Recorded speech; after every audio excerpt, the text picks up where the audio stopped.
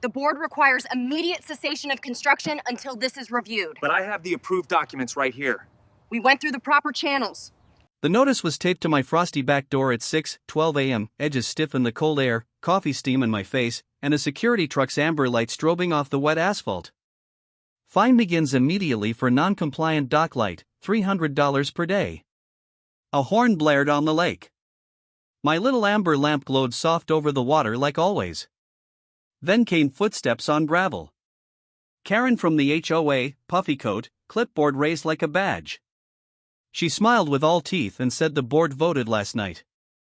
Pay or remove it by sundown. My stomach dropped. The smell of diesel and winter mud made it worse. This is the fight. HOA fined me for a 2009 dock light. Then I filed the title search.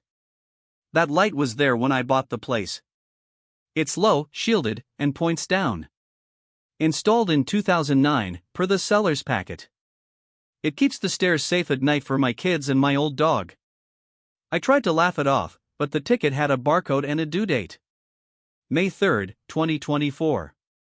I rubbed my hands and looked at the water. The lamp hummed. Somewhere a gull squealed. I decided to talk before I paid 1 cent. I went to the board meeting that night at 7:00 p.m. The room smelled like coffee and dry erase markers. Karen sat at the center with a gavel. I read my case. It's safe. It's shielded. It was here before me. The neighbors stared at their shoes. One whispered later she can't cross Karen. The board didn't debate. Karen said remove it or pay. Then she slid a form at me for a retroactive application fee. $200. My voice shook. I said, please, this makes no sense. She banged the gavel. Next item. So I did what I do when people won't listen. I lined up photos, emails, and call logs in a binder. Timeline item 1 April 5 at 4:27 a.m. false trespass call. I wrote that down because the guard had woken me up to ask why I was on my own dock. I promised myself no yelling. No drama. Only proper channels. I filed a request with our county records office and the state marine board. I went to the title company that closed my house. The clerk had a peppermint scent and tidy nails. She said give me a day. The next afternoon, the file landed with 63 pages. Deeds. Plats. A 2009 permit for dock illumination with a note, color amber, shielded downward, for safety. I paid $37 and walked out shaking, half angry, half relieved. That night, I read every line at the kitchen table while spaghetti simmered. The crickets tried a song under the window. I highlighted one paragraph 3 times. It said the waterfront easement remains under county authority unless transferred by recorded instrument. My HOA never recorded that transfer. I set the trap, soft and simple. I emailed Karen a request to be on the next agenda. I also CC'd the county inspector and the title clerk. No threats. Just please join us to clarify jurisdiction. Meeting day came. The room was packed. Even Mr. Diaz, who never leaves his porch, was there. I brought my binder and a small projector. Karen opened her mouth to speak and I touched the spacebar. Up on the wall, our plat map, in big letters, waterfront easement retained by county oversight, recorded June 2, 1998. Next slide, the 2009 lighting permit, with the model number of my exact lamp. The inspector cleared his throat and said that light is the required type. Then I clicked once more. A photo from last week. Karen's backyard floodlight blasting across the cove at 9:00 p.m., white as a search beam. My lamp looked like a candle next to it. People gasped and then one neighbor actually snorted. Someone whispered, so that's why the ducks moved. Phones came up like a wave.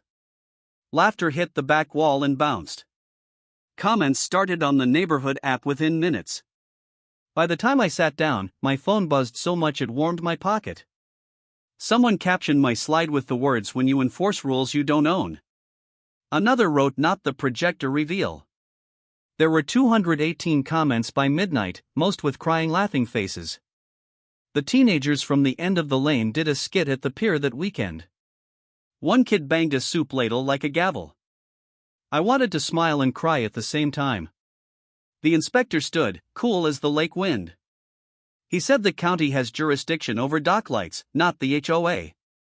He said my lamp matches the 2009 permit and the current code. Then he turned to the board. Your fine is void. Refund any money taken. He handed Karen a notice to correct her floodlight within 10 days.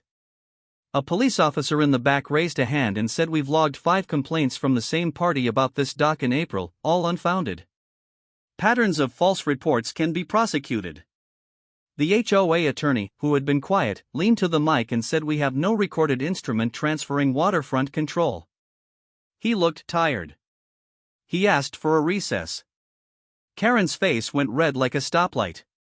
The aftermath came fast. On May 10, the board posted a statement. The fines were cancelled. Karen lost the presidency in a special vote, 7-2. She also paid a civil citation for the floodlight and issued a written apology, though it sounded like it had splinters.